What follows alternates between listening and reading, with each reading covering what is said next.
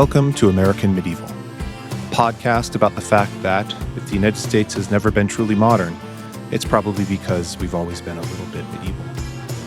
I'm your host, Professor Matthew Gabriele, and I've been researching, teaching, and talking about the Middle Ages, well, to anyone who will listen at least, for more than 3 decades.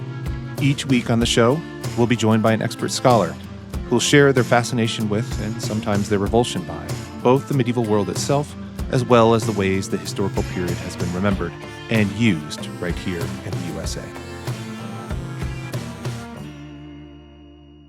Okay, welcome back to American Medieval. I am Matthew Gabriele, your host, and with us today is Roland Betancourt, who is the Andrew W. Mellon Professor at the Center for Advanced Study in the Visual Arts at the National Gallery, and is also the Chancellor's Professor of Art History at UC Irvine. It's good to see you again, Roland. Welcome to the show. I'm so glad to be here. Great. Thank you so much for joining us. So one of the things that I like to do, just to kind of kick things off, is ask maybe what's a silly question, but I think that it's something that historians of all stripes, or really, not just historians, but anybody who studies the past thinks about. And that's about time machines. Okay. So let's take for a moment that we have a time machine, and the time machine has been given to you, Roland, and you get to go back in time to tell a young childhood version of Roland Betancourt that you will grow up someday to study the Middle Ages in some way, the Byzantine Empire or the Middle Ages kind of generally. How does childhood Roland react to that news? I want to say that he'd be scared and also slightly depressed, probably, but that is my sincere, that I did not think this is where this question was going. I thought we were going to be traveling back in time. Oh, we're totally out of left field. To a moment. Yeah, I have no idea what I'm doing, so yeah. Yeah, I think he'd be a little confused and disturbed and probably a little depressed. It's like, oh, I thought we were going to do something cooler. Okay, well, what did childhood Roland think he was going to do then? Is that a fair question? I think he wanted to be like an actor or something like that. Something really stereotypical. Okay. Yeah. Yeah. I was going to be first baseman for the New York Yankees. Yeah, exactly. Didn't work out. Yeah. These things that are obvious, Yeah. So I think that would definitely be confusing. Although young Roland always liked writing. So I think that would comfort him at least, since that is much of our day-to-day. So there was a lot of writing, but there wasn't a lot of thought for young Roland. And, and when I've asked this question in the past, everybody's thinking kind of a different age, right? Like yeah. Sometimes 8, 12, 6, whatever, and kind of whatever it is. But there was nothing about the Middle Ages or history or anything like that that kind of enchanted young Roland. Not really. I think it was just more, other than like the passing fascinations of like, what pop culture might have thrown my way, but I was never really specifically a Middle Ages person. I think I had other interests. I sort of stumbled on the Middle Ages later on. Okay. Well, then I have to ask, was there a historical period that was interesting you? And that's fine. There's lots of people who are not interested in the past, and I feel really sorry for them, but they're out there. But was there another period of the past, or maybe another way to frame the question, how did you get to that place? So my mom was an American history middle school teacher. So we went to every Civil War battlefield on the East Coast at some point during my childhood. I, as opposed to my brother and sister, actually enjoyed that.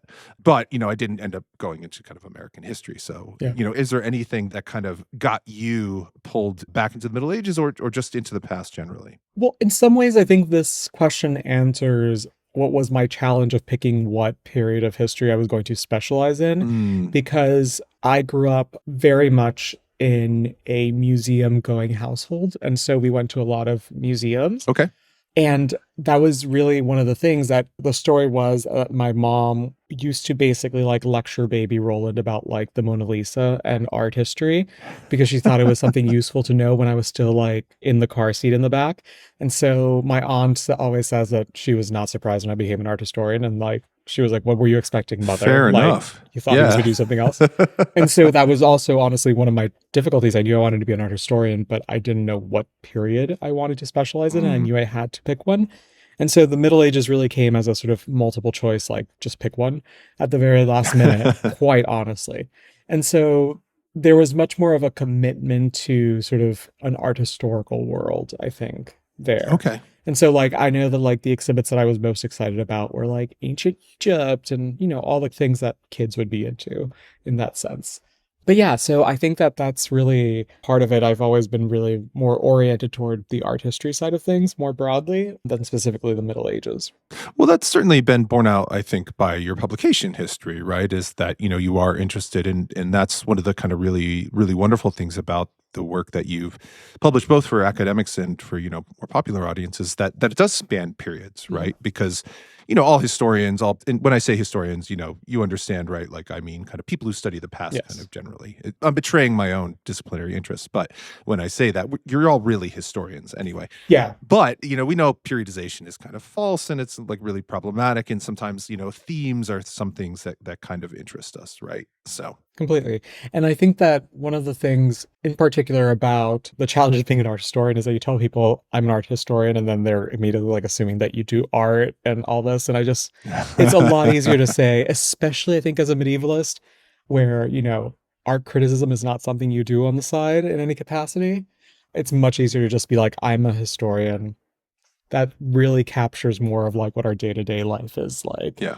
And so it is one of the sort of interesting aspects also about having picked the Middle Ages that I unwittingly didn't realize how much beyond the history of art I would actually be imbricated in. Mm. I did not think that liturgical studies and things like that would be things that I would know intimately well in my career. Yeah, it's weird how and unexpected initially, but now it's just kind of old hat, right? Mhm. Is that how you just get pulled into learning kind of all sorts of field and how any study, especially of, the medieval world kind of broadly conceived, right? Is it makes you an interdisciplinary scholar, I think, right? Completely. You really can't do it otherwise. No, you can't do it otherwise because, art doesn't just kind of sit in an altarpiece or something like that. Like it is created by people. It functions as an object, within daily life and things of that nature. So I am curious though. I want to go back to something, if you don't mind. You mentioned it's kind of easier to say you're a historian than an art historian. Like when I say I'm a historian or I'm a medievalist or something like that, right? There's kind of stock answers that I'm ready because I know kind of what people are going to say to me. What do people ask when you say that you're an art historian? It really depends. It really goes all over the place as to what people might answer. It usually involves me having to backpedal and trying to explain I basically just do history because I usually get the answer. It's like, oh, are you an artist? And it's like, absolutely not. Ah, okay, okay, okay. Absolutely not. I have zero artistic skill to the point that it's probably an impediment to my work as an art historian.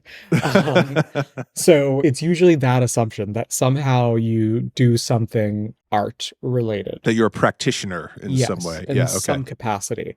And I think oftentimes there is also the assumption that if you're an art historian, you're working on something contemporary, which is to be expected. Sure.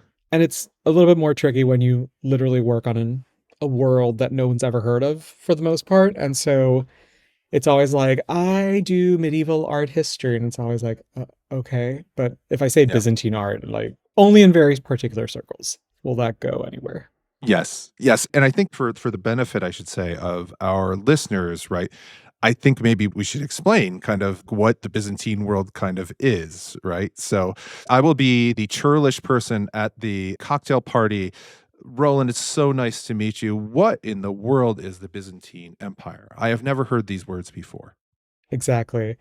Recently, somebody asked me, oh, Byzantium, is that related to Byzantine things that are Byzantine? I was like, yes. And they were like, I've never heard about Byzantium. And I was like, oh, okay, well, I love that you know Byzantine, but not Byzantium, which is an interesting thing.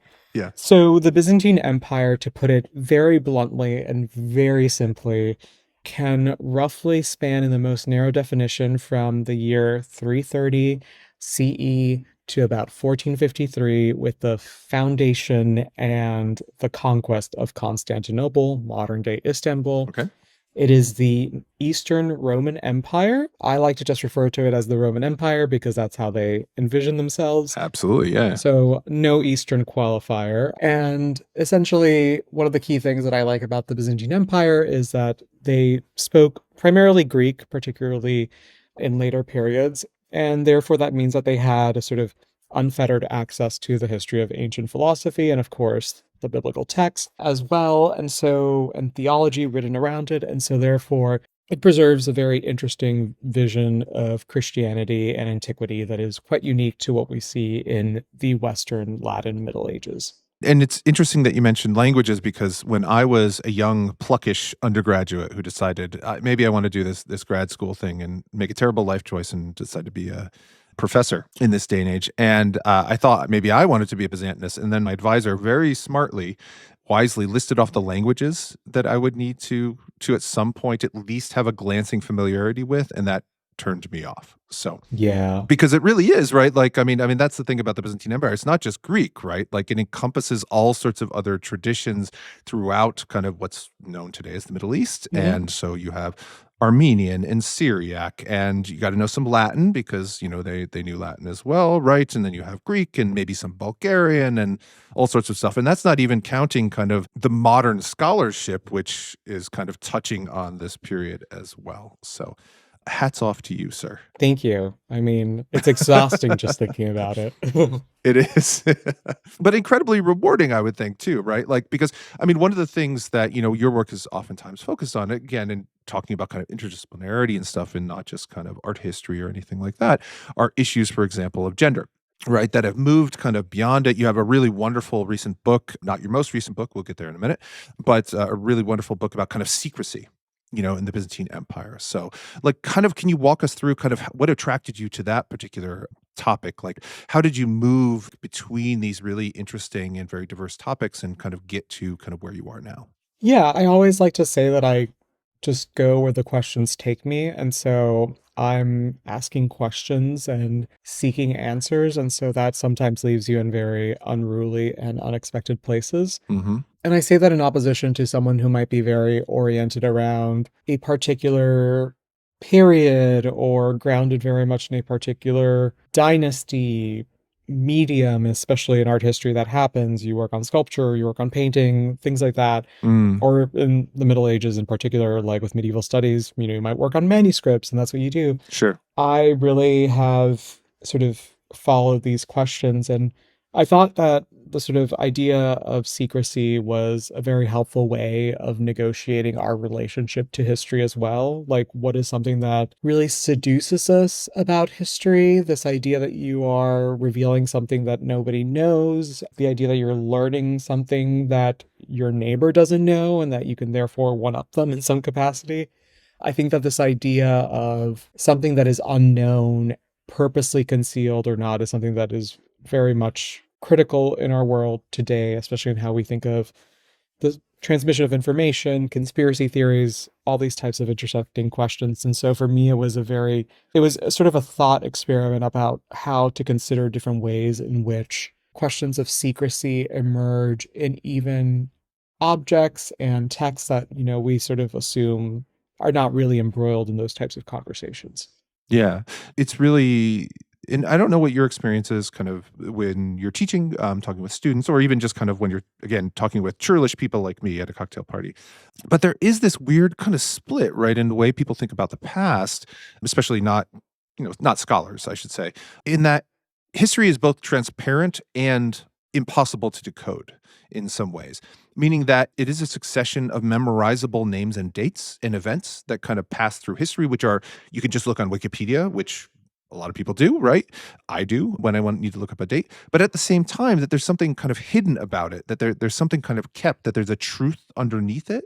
And I don't know if that's just kind of my experience, but it seems like historians are taken seriously and also kind of dangerous in that way, right? In the popular imagination. Oh, the popular imagination of historians. That's a great conversation in its own right. Sure. Yeah, I think that is sort of the challenge, where I think that in some ways people assume that historians are people who have the Wikipedia uploaded into their brains, Mm-hmm. and that's all they are. So I feel like in the cocktail party, the family reunion, maybe that's the more unruly type setting, the family reunion. Fair enough, yeah. I think those settings, I think when you say that you're a historian, it's basically like, what date was this? And it sort of becomes the Wikipedia type thing where I'm like, I don't know, check Wikipedia. Yeah. I can give you better sources, more reputable sources maybe, that have more assurance. I know where to find that information, but I'm not going to rattle off every date. And so I think that that's something also which creates like a very high degree of like, we would refer to as like a very positivistic type scholarship, where it's like the who, what, when, where, why of history in a very sort of narrow way. And then there's, I think, the more complex nuance of history, which is what you're not going to find on Wikipedia, or you'll find like the weird, slightly outdated thing, which is not necessarily factually incorrect, but it's just not how we think about something anymore, or for decades, or sometimes centuries. And so I think that's a lot of the ways in which I think historians, like the popular imagination of historians and like what we do, definitely varies. And I think about this a lot as an art historian in particular, which is like a lot of our role is precisely in making comprehensible the things that are not immediately present in what is there. And I think that that really is our strength. It's sort of an act of like bringing all that's not just sort of factually present. And sometimes even a date can be a very difficult topic in our world. It often is, for the most part. Yeah. Yeah. Oftentimes those things are contested. I like the way that you put it. I mean, it seems to me that a lot of what, anyone who works on the past kind of does is talks about process, maybe more than you might otherwise expect, and like how to bring people along to understand a source, for example, be that written, visual, or kind of whatever. And not just to kind of understand it within its particular context, but understand kind of, well, what is this source doing? How is it created? We need to understand the full context in order to really develop, like, okay, so as you said, kind of a date, like this source says this source says that. How do you reconcile those kinds of differences, right? When you were writing the book on secrecy too, I mean, one of the things that it was really, really wonderful at doing was demonstrating how important secrecy was in the past as well. Another one of those kind of nice ways in which your work kind of transcends kind of easy periods.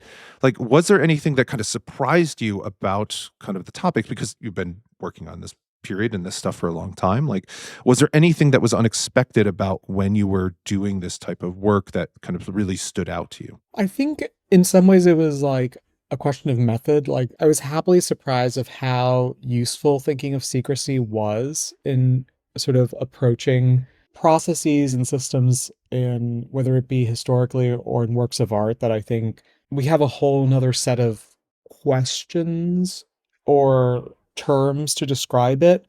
But I think secrecy sort of adds a certain tension, especially that idea that something is concealed purposely, and that really, I think, sort of allowed this bridge between having conversations about not only how a box containing important relics of Christ is concealing something, and there's sort of a poetics of like how it gets revealed.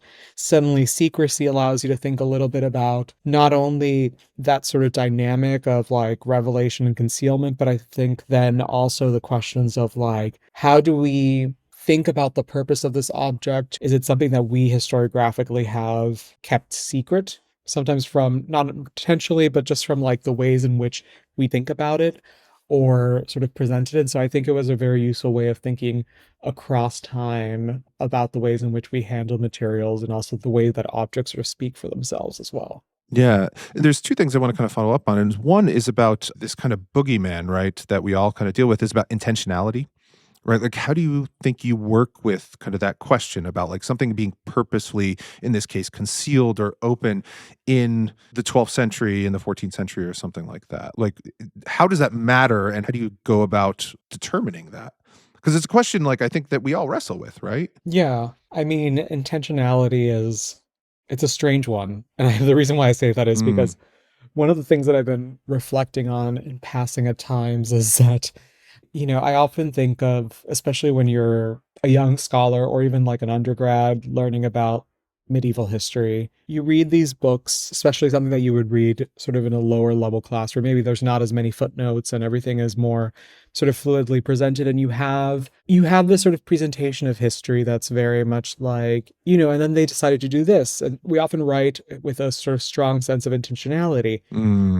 And especially I think in that process when you start becoming a scholar, and you understand that everything must be well argued and sort of substantiated by a footnote, you assume that that intentionality has been clarified every time it is rhetorically used. Yes. And I'm not someone who would ascribe agency or intentionality when I don't have a footnote to sort of attach to it. Sure. But I still assume that that's how sort of the history books that we would read in an undergraduate course were written. And that's really not the case. And it's sort of these moments, especially as someone who's worked with historical chronicles in different capacities, that moment where you begin to realize that a lot of modern history of the Middle Ages has been based on like, well, all the historical chronicles said this.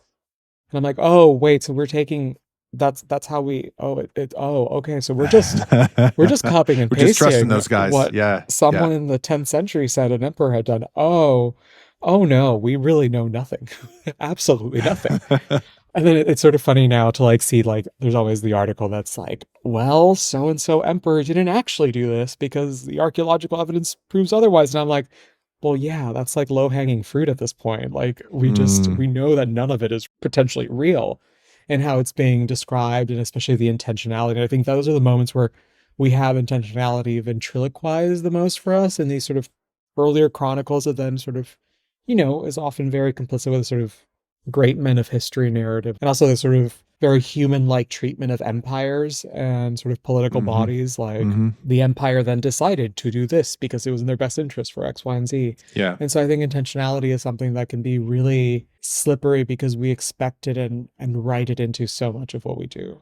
Yeah, and like you said, like it doesn't make kind of cracking history to say like, I don't know why that guy did that. Like maybe he didn't even do it, which is a very real thing that we can say as historians oftentimes, right? So yeah, and oftentimes I will say that when I write something, and it's not, it maybe sounds like I'm so in control of my prose at all moments in time, and of course, I'm sure there's multiple times when this slips. But I often, when I know that there's something I don't know, I think the question I ask myself is, how do I phrase this so that it's not an incorrect statement? Which is sort of a question of not wanting to be wrong. It's more of a question of responsibility. Like, how do I phrase a certain statement when I know that I don't know certain specifics here about how something worked, but you still want to present this sort of plausible connective tissue that is important to the story you're telling? And sometimes it really comes down to just like, how do you express this to a reader to make sure that you're not misrepresenting what the sources say and like what you actually understand to be there? Yeah, and I think I mean what you seem to be suggesting, right, is that there's an ethics, right, to doing history, right, and to representing the past and to being honest about the past with your readers. And it's not just that oftentimes when there are these kind of cloudy issues of problematic sources, material records that's kind of contradict things, or where there's just uncertainty, it's not just kind of throwing your hands up, but just saying like, we have tools to try to understand the past. This is, for lack of a better term, this is our best guess at kind of what it is. And here's how we arrived at this conclusion, oftentimes, like you said, with a footnote. And then here's it is. Maybe somebody else will find something else. And that's that process of scholarship, right? It's all history is revisionism in some very fundamental sense, right? And I think one of the things that's really hard about going back to sort of our earlier questions about when you're a historian, what do people assume, is that so much of the challenge, and this is a conversation that I have with a friend who is a computer scientist, and she was complaining that her students did not know the key scene in The Matrix when she was trying to describe a concept in computer science. Oh yeah, students don't understand The Matrix anymore. Yeah, exactly. It was an interesting moment for me that I keep talking about, because it was this moment where I realized you teach students how to do what you do.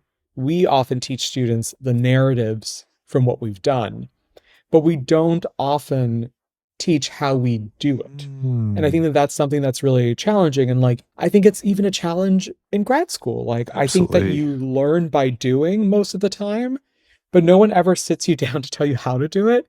You read methods, but when you think about methods, you read various examples of historical presentations, and then you talk about it, but you don't really ever consider the sort of step-by-step process.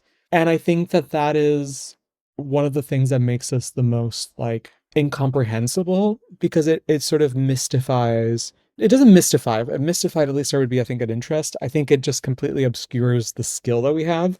And we're going to go into the weeds here, but hey, it's my podcast. Yeah. Let's go into the weeds. Yeah. It was funny. This was actually came up in like my modern research, where I was telling my partner, I buy all these things from like eBay and random things as I'm trying to like hobble together information, but like, I can't just assume that anything, I sometimes don't have a date for something. So therefore I have to use my medievalist skills and determine terminus postquem and terminus antequem, which Mm-hmm. are just fancy title, dear listeners, for basically what is the endpoint after which this was created and what is the endpoint before which this had to be created. In Yeah. other words, you're saying if you're referring to, I don't know, something that's referencing the end of World War II, that could not have been created before the end of World War II in That a is sort of feasible assumption. absolutely, yes. The Byzantinists love this in terms of earthquakes. If there's mention of an earthquake, eclipses. Easy place to date something. We love Absolutely, eclipses. If there's a mention of an eclipse, we can figure that out. So these are ways in which you can you oftentimes cannot say absolutely that something has a particular date, but you can say that the author died in 1956 and there's mention of something that happened in 1943. So therefore it has to have happened between 1943 and 1956. When I was describing this, I said, I have to do this when any object that I touch, any source that I touch, I basically have to go through like this process. Fortunately, in my medieval scholarship, there's a lot of work done on these things usually that I'm not having to date something from scratch. But every historian implicitly, in any source they touch, if they don't have a date for it, that's sort of, even if it's believable, even if something has a copyright date on it, that might not be correct. And so you have to sort of go through this process of analysis just to ensure that the information you're dealing with comes from the time it's supposed to come from, or to give yourself a sense where it's coming from. Mm-hmm. And those are the type of skills that are completely invisible to most people. And sometimes, like, I raise that example because it's sort of a common sense one. I'm not even talking about learning how to read, the fact that after you learn how to read a medieval language, you then have to learn how to read a variety of different scripts and how the language was written by scribes, which also can help you date things, but that's a whole nother conversation. Yep. And so those are, like, I think, the harder skills. This is something that I think is very easy to recognize, but it comes in sort of the methods and like the minutia that it takes to do the work we do. And I think that because we present the narratives that where the question of the dating of that random object that you put in a footnote doesn't even come up, really eliminates the very hardcore labor that does happen behind the scenes. And that really is what we do as historians on the day-to-day basis. Yeah, no, and let me first say, let's just amen, right? Like, so, and I'm thinking about like even the way that graduate training is structured, let alone kind of undergraduate instruction, right? Like in history departments, and I will be discipline specific here, methods and theory are just consigned to like one class. You kind of do it and it's kind of over there. You read some stuff, you don't really reflect on kind of process at all. It's not really a methods course in any real kind of substantive way, oftentimes. And you're just kind of thrown into it and like, well, kind of figure it out, talk to some people, read some things, like figure out all the things you do. But the way that you kind of phrase this earlier is that historians or scholars who work on the past generally like we talk about the things that we have done rather than how we do things.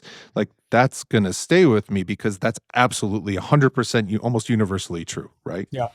And it's a problem, right? Like it creates this idea, as you were saying, that this stuff is transparent. It's easy. Anybody can do it. We have lots of examples, unfortunately, today, like people like just kind of armchair people kind of dipping into things and deciding that I don't have to do any of the work because it's just an easy thing. The humanities are an easy thing to do. And it creates all sorts of problems. And it's one, in some ways, kind of our own creation. Yeah, and it's an interesting challenge. And I remember, like, I was writing an article, it was one of my first articles, and I really wanted to almost share the process of analysis because I thought there is something, I mean, I think that like the process of an analysis can very much be an argument in its own right. And I think that those of our colleagues who are in the sciences who are describing an experiment or like talking about their findings oftentimes include process because it's part of the assessment of the validity of an experiment that's involved. And it really was sort of, I wanted to say like, I did this first and then this happened and then I had to like examine this and that had to be purged from the writing because it was very much like, it was the sense that like, well, this is not how you write things because therefore it's distracting. And it also, beyond being like not how you write things, it becomes this whole thing of like, it almost seems irresponsible because you're sort of walking us through your confusion. And so therefore it lacks the scholarly gravitas of like, let me tell you everything about this object. And I think that that is part of what really exacerbates this challenge. Like, I could just imagine it'd be really great if someone wrote a book on an object that's actually the process of working on the object, rather than just the sort of finished, like, here is the story of this object. Yeah. It's like, no, that the story is told in the process of doing this research. And the extents that you have to go to do this research beyond a Google search. It is more than a Google search. It is more than a Google search.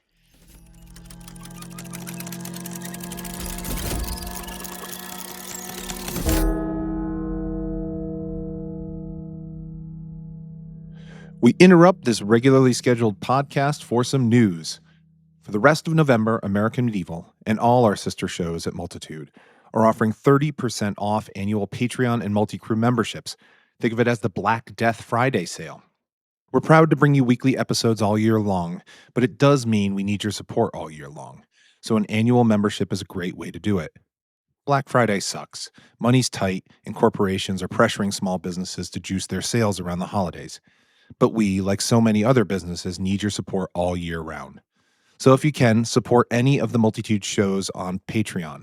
Please spend your money where it counts most and sign up for an annual membership. Just head to patreon.com/AmericanMedieval and use the code ALLYEAR, one word, all caps, at checkout. Then check out our other shows at Multitude. Thanks, and back to the podcast.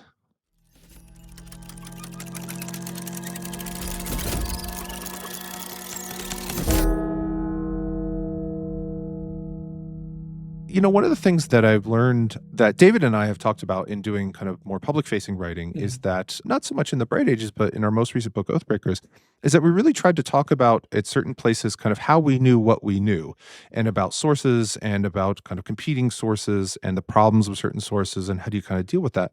And of the feedback that we have gotten from that book, people like that stuff. Like, they're really interested in kind of when you can, going back to secrets, kind of pull back that veil on kind of how you are doing this kind of complicated work.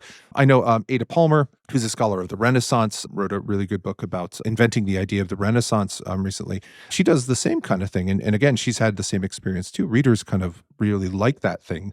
So although there is this expectation of just kind of a straight, kind of like you were saying, like an authoritative narrative of the things that happened one after another, people do want to hear about process. People are interested in it. And so it would be good for us to talk about it more in some substantive way, I think. Yeah, and I definitely think that the process is often what is most seductive for people, even in the simple ways, like, oh, you got to actually touch this object. Oh, you actually got to go to France to look at this thing in this random location. And so I think that there's even that aspect where there's almost like the travel log sort of element to what we do, which is really interesting. And I think it's sort of captivating and sort of humanizes also what we do beyond just like the seriousness of it. It also sort of adds the dimensions of like the extents we have to go to answer very simple, at times simple questions that we can't really move beyond sometimes. Yeah. No, I'm thinking too about like when I was 18 and I did not know what I wanted to do with my life and I was starting college, like I thought maybe I would just be Indiana Jones, right? But it wasn't that like I wanted just a straight kind of narrative of this archaeologist fights Nazis. Like I was enamored of the process by which he, quote unquote, right, did his history. I learned I didn't want to spend as much time like kind of in temples being an archaeologist. And I liked when he was in libraries and reading books. So that's why I moved into those things. But again, like that was process, right? Yeah. So, and also all research is not the same. No, of course not. Yeah. Like all research does not involve you going to like the hidden archive to see one object in the ends of the world. Some of the other research is just sitting in the library. And so that is also part of that dynamic, which is like different projects also require radically different hosts of skills, from language skills to everything else. When I'm working on Byzantine liturgical things, like everything's usually in Italian or French. And then if I need to dip into like the Palace of Constantinople, everything becomes German. And it's just, these are aspects of that world. And it also helps you to understand how people find their grooves and also get pushed into certain corners or others because of these various sort of demands that each sort of area or question requires. Yeah, any project requires you to wear a number of different hats. Like sometimes, like even in the same day, right? Like Yeah. you go down a rabbit hole, and then all of a sudden you got to chase this up and start working in a different language or looking at another type of source or something like that. And it's super interesting. So. It seems like an appropriate segue here to talk about maybe your new project, because your new book, which will be coming out in April of 2026, is a departure from the Middle Ages in some ways, because it's about Disney and automation. So I got to ask, I mean, everybody's curious. I'm curious, which is one of the reasons I wanted to have you on the show. Like, how did that happen? How did you get to that project from working in the darkest of the dark ages? It was one of those moments where I think I should begin by prefacing this with the fact that I am a professor at the University of California, Irvine, which is a quick 20-minute drive from Disneyland. Seems important, right? Yeah, that's a lot of it. Yeah. And a lot of it honestly came back from this project started about 7 years ago when I had just come back from being on leave and I was going back to California, and it was sort of this feeling of like, okay, so what am I going to do here? Like, I don't have any real archives related to what I work on. Like, just you need to do something that feels grounded. I basically wanted to sink my teeth into something that was sort of rich and complex. And a friend of mine who's a great artist, she told me, please come with me to Disneyland. And it sort of started from there. I just thought, okay, this feels difficult enough. And I will say that throughout this process, I have kept saying that this is the most difficult thing I've ever done. Okay. And my partner at one point just told me, I've never heard you say that something's hard. And you keep saying this is hard. Okay. And I think that's actually been a lot of it. I mean, there's a sort of freedom with medieval stuff where you find your corner, you find your hole, and you sort of dig in. This felt very much, I mean, I think my biggest challenge here was like, how do you do something that doesn't sound utterly boring and pedantic? You were worried about that with a project on Disney. Yes. Okay. Fair enough. Disney's challenging. Like, so many people have written on it from so many different angles. It's also not something where there's like an extensive academic body of literature that's sort of particularly hardcore in the fields where I'm in. It's kind of surprising. Okay. It's out there in like fan studies and different areas like Sure. social sciences. I have a lot of research, but methodologically those things are very far afield. And there's like classic work from, particularly the 90s that's there. And then there's all the layers of commentary that accrue beyond that. And so it's a really sort of like, how do you really avoid all of the popular and academic stereotypes as you're working on something like this? And so, of course, I said, I'm going to work on Disney. And as an art historian, as a medievalist, I think it would be very expected for me to do a set number of things. But because of my sort of improv yes and demand on myself, I kept sort of pushing myself like, no, that's not interesting enough. Keep going. And so what I really originally probably thought was going to be some sort of project on, let's say, theming and maybe the Middle Ages in their more sort of stereotypical sense, I got really interested in what was sort of unseen in the parks. And that was in many ways like... secrecy. Yes. I mean, in some ways, very explicitly secrecy. Yeah. What I sometimes like to refer to as NDA magic, which is how much of what we call magic is really of a very purposeful secrecy, legal and otherwise.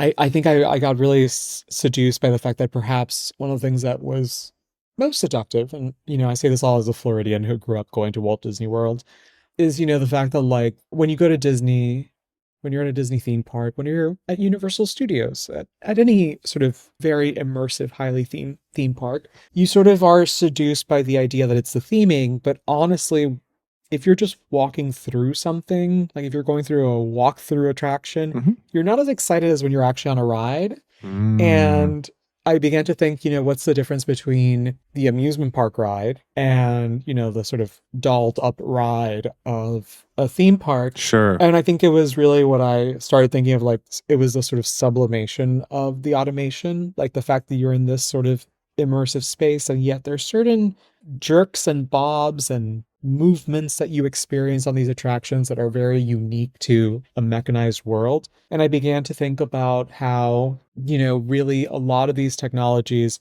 are coming in the 1950s, while Disney's being created, coming from the assembly line, the word automation is coined in 1952 in the popular language. Oh, okay. And there's a huge concern in the years following. There was basically 3 congressional hearings on automation the year Disneyland opened and the years following, because they were so concerned about what automation would do to the American workforce. Because when you replace workers with machines, no one's making money to feed the economy, and this is going to be a problem.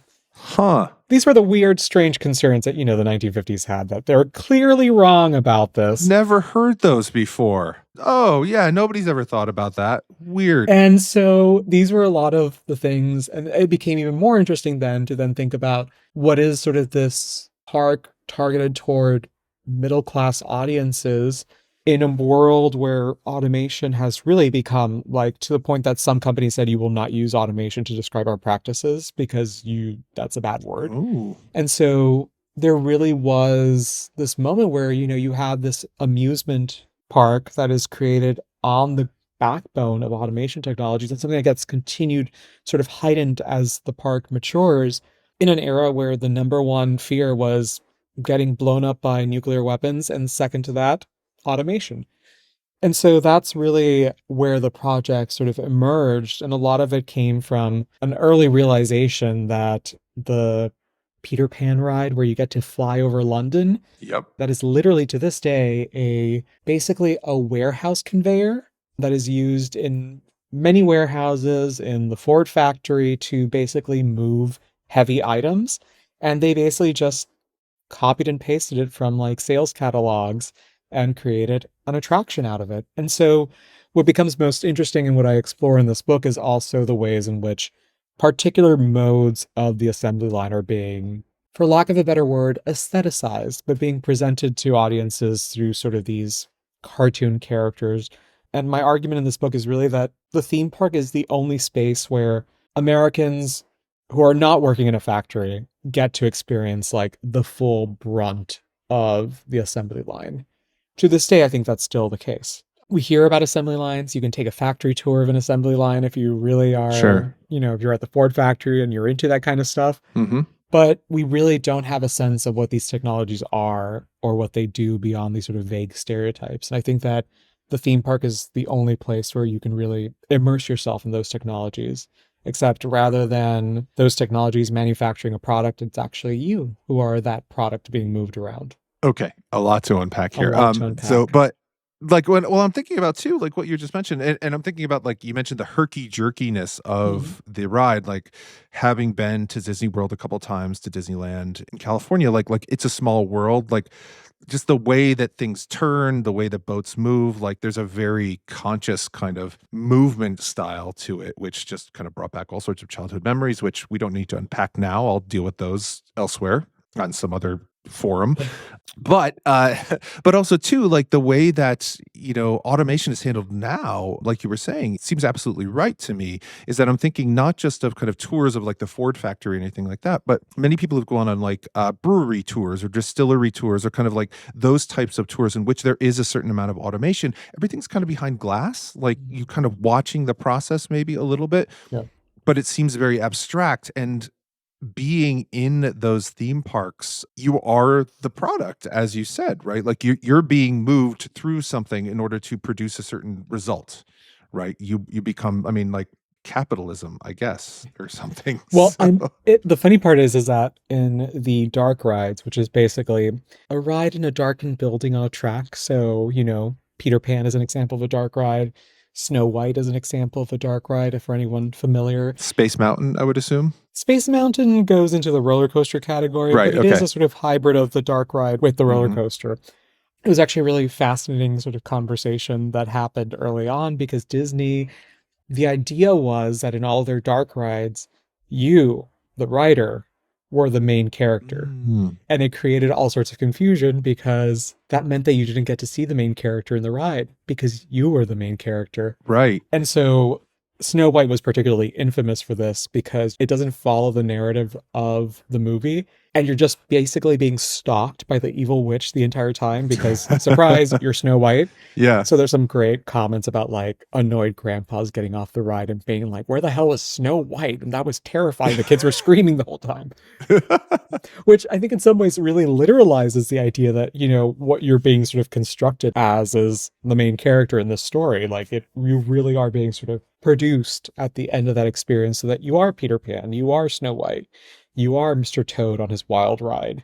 So there was weird ways in which there was almost like a literalism in how they were thinking about those attractions that created all sorts of confusions that had to be remedied decades later.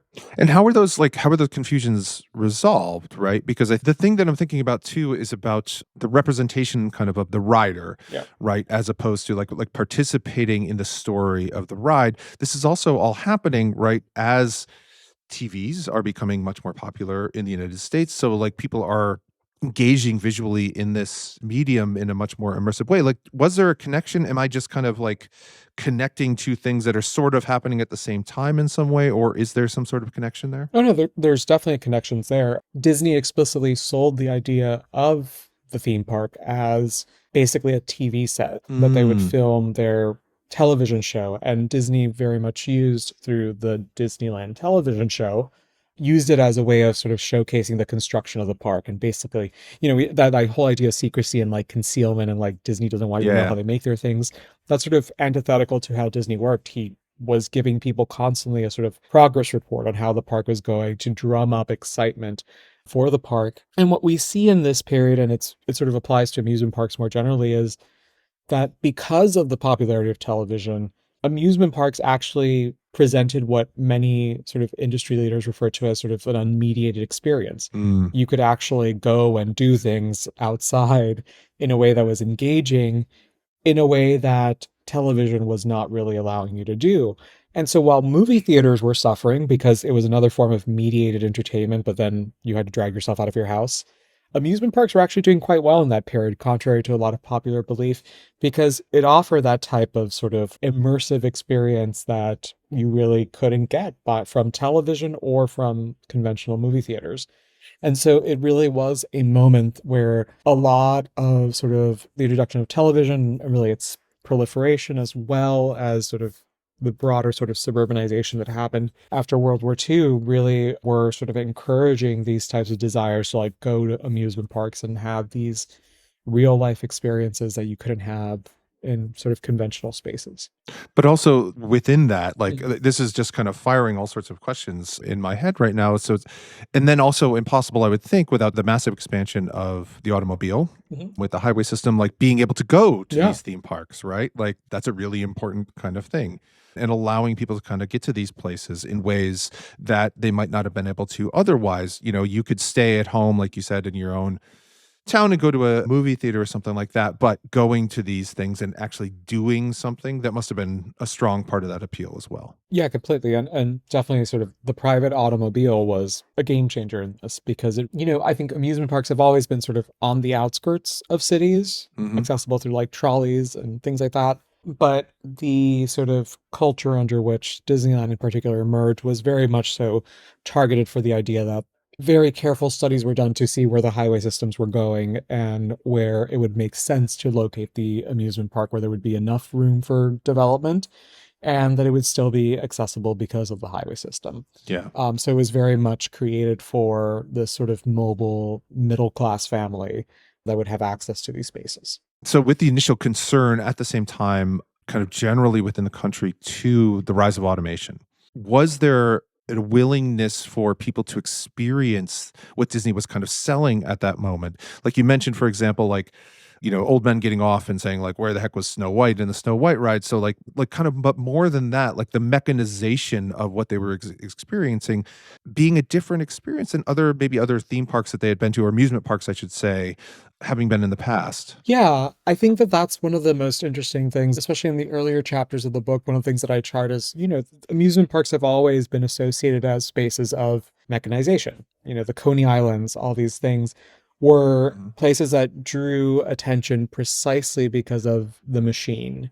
And what begins to happen over the early course of the 20th century is that the machine is no longer a spectacle in the way that it was before. It becomes more of a deterrent in a sense. Like, you really want to begin to obfuscate the machine because there's nothing new to that. So you need to hide the machine. Yeah, there's more of a okay. desire that, like, what is perhaps more sort of sublime, as one person called it, is the sort of chance encounter with a ride that is not sort of like blatantly saying, look, I'm a ride. Huh.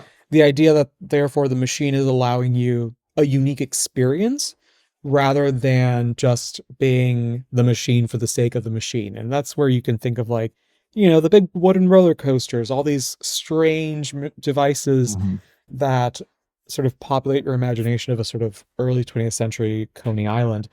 And so I think that that's really what becomes really interesting in this period, is that you then have this desire to produce different types of experiences through these machines.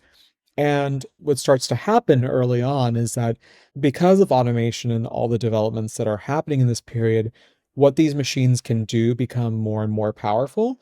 And so you begin to have a very quick adaptation, like systems and technology get introduced for like the assembly line one year, and then maybe 2 or 3 years down the line, you have Disney already translating this into an amusement attraction. And that is a sort of history that continues to this day, which is really interesting. And I don't think anyone ever is sitting there being like, that's an automation technology. No one's sitting there being like, we're on an assembly line. Yeah. But what is fascinating is, I think, precisely that divide that happens, that sort of ability for us to sort of segment these two sort of parts of these worlds and to say this is leisure and this is labor, and yet they're sort of created through the same sort of systems. Sure. And that's actually something that I think writers in the early 20th century, when these transformations are happening from sort of the obviousness of the machine to sort of its getting pushed down below the surface, was really this idea that machines were inescapable, and that now people who were